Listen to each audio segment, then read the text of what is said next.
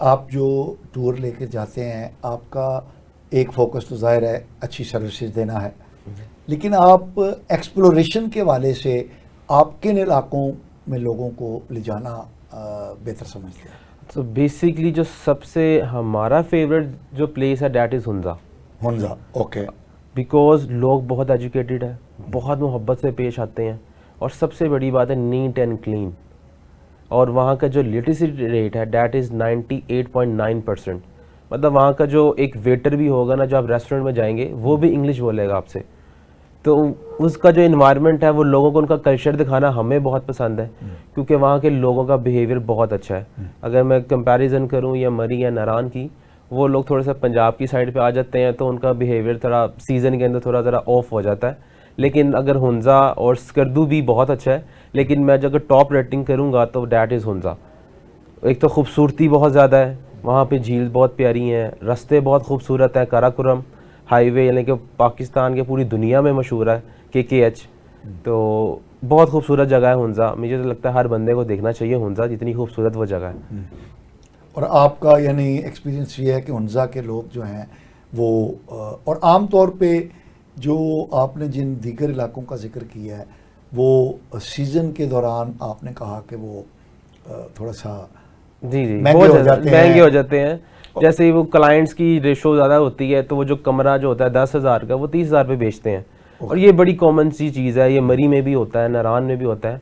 Like 2 years अगो आपने वो वाक़या देखा ही होगा, जो स्नोफॉल में सारे लोग जो फंसे थे, कि वहाँ पर एक एक रात में 50-50 हज़ार रुपये का रूम बिका है। लोगों ने हज़ार रुपये का सिर्फ एक बॉयल एग जो है वो बेचा है, और काफ़ी लोग इस वजह से मरे भी हैं। लेकिन इसमें मैं जो कमी कहूँगा वो गवर्नमेंट की ज़रूर कहूँगा। अच्छा, नहीं, लोगों की आप नहीं समझते आमतौर पे देखिए कि बेसिकली, ये जो लोग जाते हैं वहाँ पर, तो उनको भी तो देखना चाहिए ना? नहीं बेसिकली देखें, हम अपना एक लीडर चुनते हैं ना, वो इस वजह से चुनते हैं कि वो हमें गाइड करेगा। आवाम को नहीं पता कि आगे कितना रश है, ठीक है। गवर्नमेंट को तो पता है कि यार अगर मरी में कैपेसिटी 30,000 कार्ड्स की है, 40,000 कार्ड जा चुकी हैं, तो ये गवर्नमेंट का बनता है कि वो रोक दे, 12 को से गाड़ियों को आगे ना जाने दे, कि आप ना जाके जाएं। लोगों को नहीं गाइड किया गया, रास्ते खुलते रहे, लोग जाते रहे। स्नोफॉल का एक पूरा स्टॉर्म आया, लोग उसकी वजह से मरे हैं। अगर उनको 12 को पे ही रोक दिया जाता, हमारी आर्मी है, पुलिस है, गवर्नमेंट है पूरी, वो वहाँ पे 12 को पे रोक देते कि यार आगे बहुत ज़्यादा रश है, आगे अकोमोडेशन ख़त्म हो चुकी है, फूड का कोई निज़ाम नहीं आगे बचा, आप 12 को पे रोक, जो लोगों को ज़बरदस्ती भेज देते, तो मेरे ख्याल से कि लोग काफ़ी जो मरे हैं वो बच जाते। अच्छा, वैसे आपकी बात ये दुरुस्त है कि हुकूमत का भी इसमें किरदार है, लेकिन मैं देखता हूँ आमतौर पे रोड्स पे ट्रैफिक की बात, ये ट्रैफिक का ही हुआ ना कि जी जी, तो ट्रैफिक में एक वार्डन खड़ा होता है, तो उसका तो काम ये है कि वो गाइड करे लोगों को कि एक तरफ, 3 तरफ को रोक के चौथी तरफ वो ट्रैफिक को जाने देता है, फिर वो उसको रोकता है, फिर दूसरे को जाने देता है। तो हम देखते हैं कि वो कोई रिक्शे वाला, कोई मोटरसाइकिल वाला, वो अपनी जान पे खेल कर वो इशारा काट के वो गुजर जाता है, और फिर जब फंस जाते हैं तो वो ट्रैफिक वाला कहता है ठीक है, ये मरना चाहते हैं जन्नत में जाएं, वो साइड पे खड़ा हो जाता है।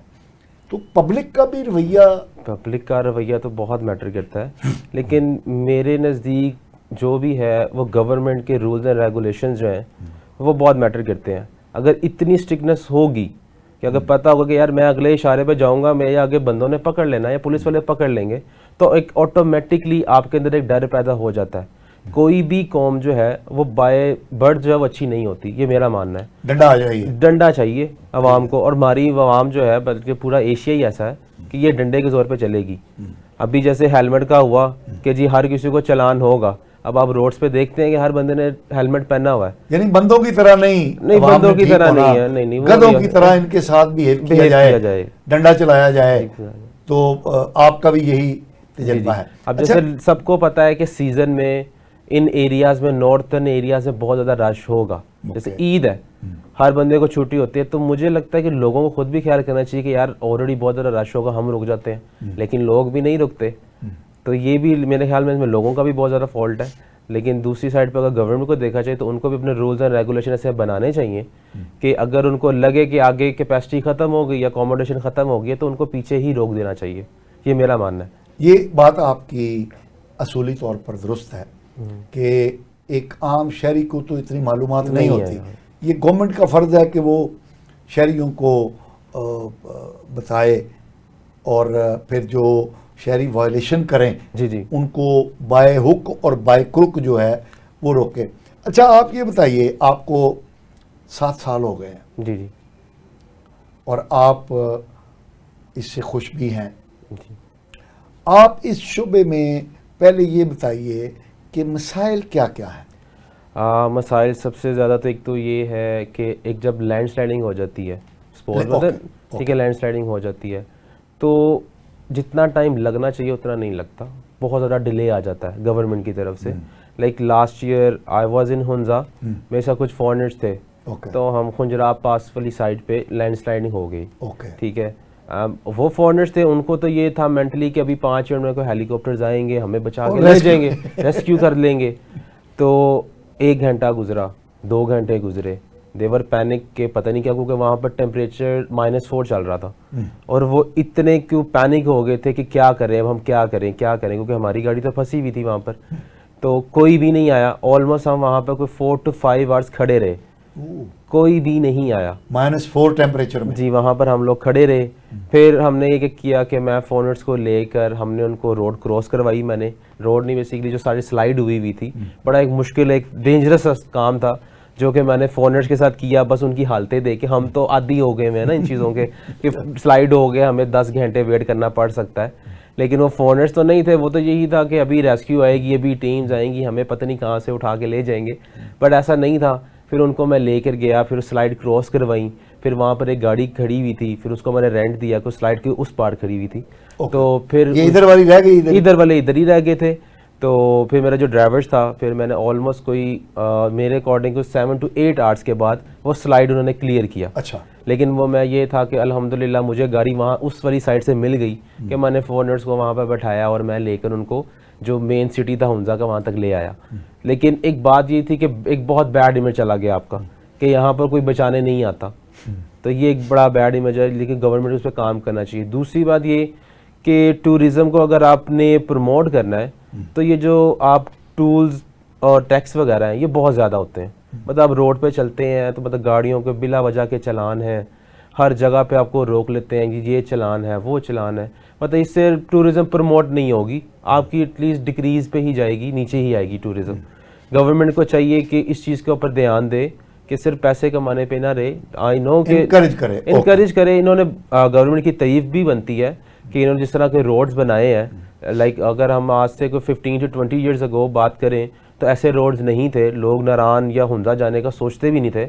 अब ये है कि आप एक बाइक के भी ऊपर स्कर्दू भी जा सकते हैं, हुंजा भी जा सकते हैं, रोड्स इतनी क्लियर हैं, इतने यानी कि साफ सुथरे रोड्स हैं। लेकिन बात करें कि ये जो टूल्स एंड टैक्स हैं ये बहुत ज़्यादा है, हर जगह पे चलान होना। मतलब जो एक ऑब्वियसली बात है, टूरिज़्म की गाड़ी आ रही है, आप उनको सपोर्ट करना चाहिए कि यार ये लोग लेकर आ रहे हैं। मतलब हम एज ए कंपनी में देखूं तो हमें एक रोड पे जाते जाते 15-20 हज़ार रुपये के चलान हो जाते हैं। उससे क्या होता है, हम अपनी कॉस्ट बढ़ाते हैं, तो कॉस्ट जब बढ़ाते हैं तो जो लोग टूर पे जाना चाहते हैं वो पीछे हट जाते हैं, क्योंकि हर एक बंदे की एक अफोर्डेबिलिटी एक अफोर्ड नहीं कर पाते वो। तो ये गवर्नमेंट को चाहिए कि इस चीज़ के ऊपर देखें और होटल्स वालों के साथ कोई एग्रीमेंट करें कि आप इस फिक्स रेट रखें, इससे ऊपर मत जाएं। क्योंकि जैसे अभी नारान अभी सीज़न स्टार्ट हो गया हुआ है, जून से मई से स्टार्ट हो जाता है। अब नारान की बात करें, ईद पे बहुत बेइंतहा रश होगा। अब जो रूम की प्राइस 5,000 है वो रूम की प्राइस 25,000 पे चली जानी है। अब जो लोग फैमिलीज के साथ गए होते हैं वो गाड़ियों में रात नहीं गुजार सकते, वो मजबूरी उनको लेना पड़ता है।